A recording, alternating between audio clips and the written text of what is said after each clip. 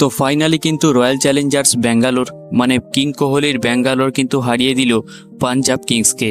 একটু আগেই শেষ হলো ম্যাচটা তোমাদের মধ্যে অনেকেই দেখেছো।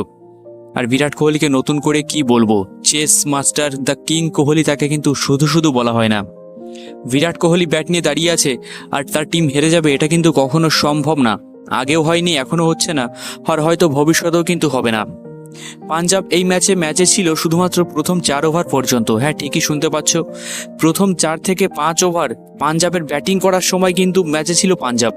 কারণ শুরুটা মারাত্মক হয়েছিল প্রিয়াংশ আরিয়া এবং প্রভসিমরন সিং এর। এই দুটো প্লেয়ার কিন্তু মারাত্মক শুরু করেছিল পাঞ্জাবের হয়ে। তবে তারপর থেকে একের পর এক উইকেট পড়তে থাকে, কোল্যাপস হয় এক প্রকার পাঞ্জাব কিংসের টিমে। আর সেখান থেকে একদমই কিন্তু কামব্যাক করতে পারেনি পাঞ্জাব কিংস। শেষ পর্যন্ত 20 ওভারে 157 রানে থেমে যায় তাদের ইনিংস, এবং এই রানটা খুব ইজিলি চেস করে ফেলে কিন্তু কিং কোহলির আরসিবি। হ্যাঁ বস, কিং কোহলির আরসিবি ফিল সল্ট শুরুতে আউট হয়ে গেলেও বিরাট কোহলি এবং দেবদূত পাডিক্কাল যে পার্টনারশিপটা করে গেল, জাস্ট অসাধারণ ইনিংস বলতে গেলে দুজনার।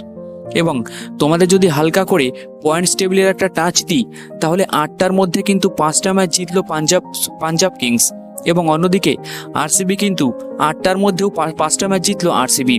সুতরাং এই দুটো টিম কিন্তু এখন সমানে সমানে চলছে পয়েন্টস টেবিলে, কিন্তু প্লে অফে কোয়ালিফাই করার জন্য দুটো টিমই কিন্তু প্রবল দাবিদার।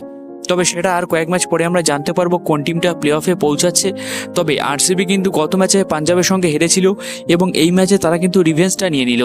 আরসিবি ব্যাক অন দ্য ট্র্যাকে চলে এসছে। এখন দেখা যাক আগামী ম্যাচগুলোতে কি হয়। তো ম্যাচটা কে কেমন এনজয় করলে ভিডিওতে কিন্তু অবশ্যই কমেন্টে জানিও।